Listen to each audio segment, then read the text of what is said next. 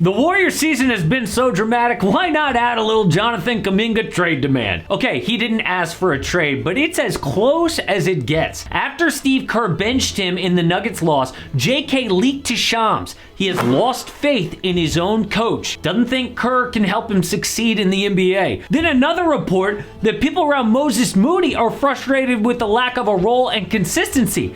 This team is falling apart, but they do have one piece of good news. Draymond Green is a medical miracle. Just 21 days after counseling for his deep emotional issues, Woj says Draymond is returning to the Warriors to ramp up for a return.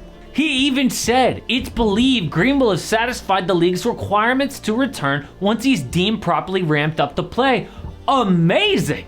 But now that he's back, people are wondering about a Draymond trade?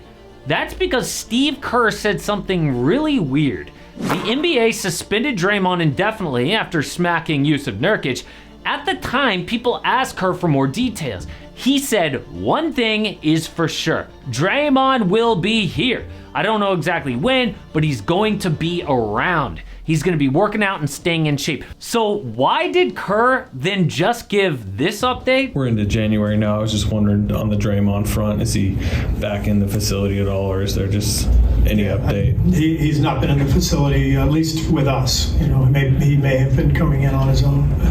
Are you in contact with him at all? A little bit, yeah. We text, but you know, we've been giving him his space. He's been giving us ours. Really? Kerr had not even seen him in the facility. Maybe that's because he was in LA partying with LeBron. Draymond somehow fit that in between his counseling. What a guy. But what does Kerr saying he's been giving us our space even mean? That makes it look like Kerr has no control over his own team, and that Steph Curry's championship window isn't that important. I mean, imagine one of LeBron's teammates doing this to him. Dude would get traded so fast. So people are wondering, what would a Draymond Green trade actually look like? But first, Keeps is sponsoring today's video. They're an online subscription service that makes it easy and affordable for men to treat their male pattern baldness in the comfort of their home. I have fought with going bald for years, and I'm always looking for a new weapon, and it just so happens I heard about caffeine on the scalp. I know it sounds weird, but it is proven to work, and just then, I hooked up with Keeps and they sent me a shampoo with caffeine included. It was meant to be. They also have minoxidil, which is a tried and true method to stop losing and regrow hair. But according to clinical studies, treatments offered by Keeps are 90% effective at treating hair loss and can increase hair growth by 35%. So whether you're looking to prevent hair loss or stimulate hair growth, or just take better care of the hair that you have, Keeps has you covered. Most customers notice results within 6 months of starting treatment. I am very happy with my results, and so are 4,500 5-star reviews with some pretty impressive before and after photos. So hair loss stops with Keeps. For a special offer to get started, go to keeps.com/amhoops or click the link in the description. Well, the Dubs are getting a look at not having Draymond, and it's not too pretty. They have gone 6-5, and the defense sucks, especially in transition. But a bright spot is Jonathan Kuminga. He has replaced Draymond as a starter and looks better than ever. But now he is leaking about losing faith. He sat on the bench and watched his team collapse after having a great game. Since he hasn't demanded a trade, I think this can still work out, but we have to look at a deal for him as well. But the only thing that actually matters is what would the Dubs get back? I mean, if they could replace Dre with pieces to fix their issues, maybe they are better off. So we have to look at realistic trades the Warriors can make, but Draymond is far from their only issue. Andrew Wiggins has been super disappointing ever since he left the team for 20 plus games last year with a family crisis.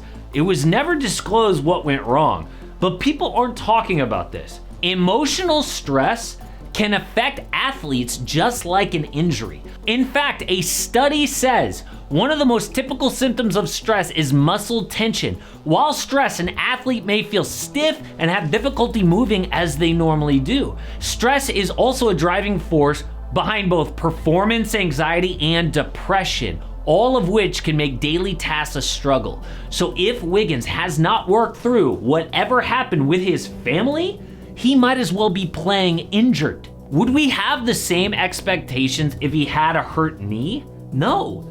And that's kind of how he's been playing. Then there is the continued decline of Klay Thompson. Klay pops off sometimes, like an efficient 28 against the Blazers, but overall it's ugly. Klay's worst scoring since his second year in the league, a career worst field goal and three-point percentage, but the body language might be even worse. Just look at this bad pass by Chris Paul. Oh well, it happens. But Klay throws his hands up and turns his back, shakes his head in disgust, refuses to give a teammate a high five, then sits by himself while the teammate huddles up.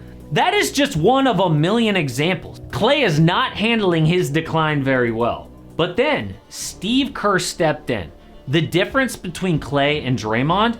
Klay actually listens to criticism and takes it to heart.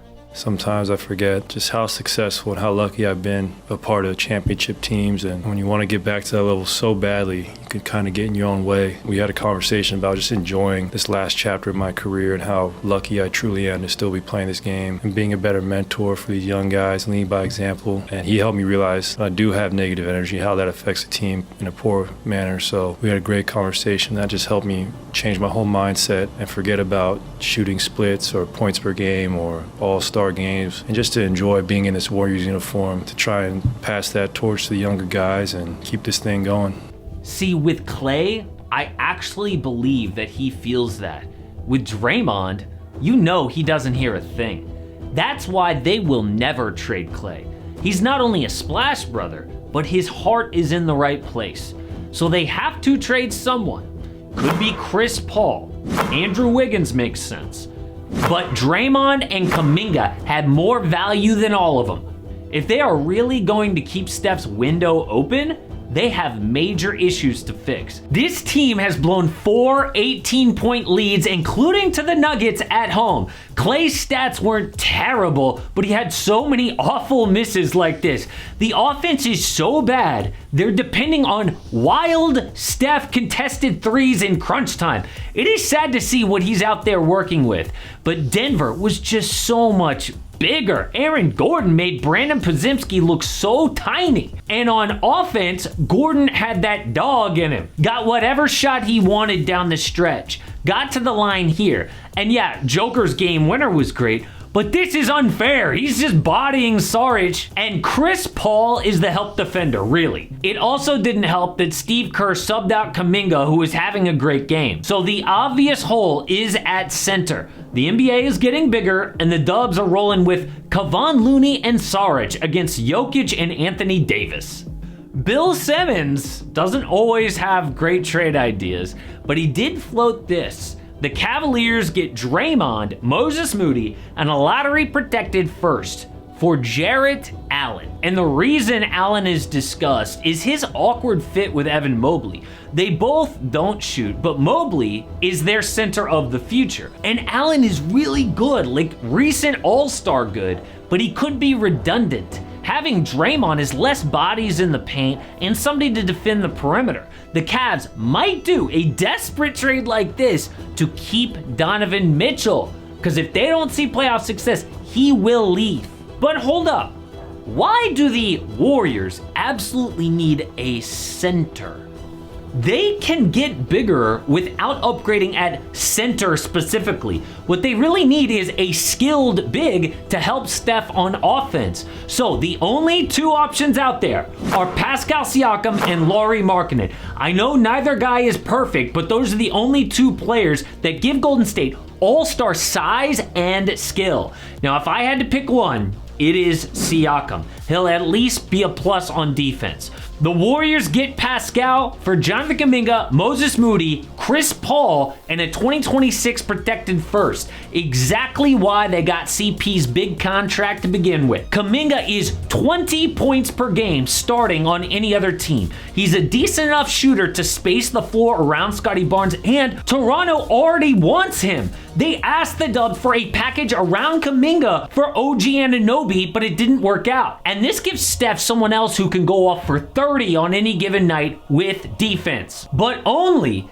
if Kuminga demands to be traded. Otherwise, Pascal comes in a three-way trade. Siakam, Raptors getting Austin Reeves, Moses Moody, Rui Hachimura, Corey Joseph for salary, and the 2030 Lakers first, and LA gets Draymond and Gary Payton II. The Raptors get Reeves, Moody, and the Lakers valuable first. LA does this because let's face it, they are panicking. Stories about Darvin Ham getting fired. They get two great defenders for Reeves, who hasn't even been that good, and Rui, who hadn't been good outside of one playoff game in LA. But speaking of trades, the Knicks just had a huge deal for OG Anunoby, but they are not done yet. There are solid rumors of their next move, but it turns out we know exactly what they're about to do.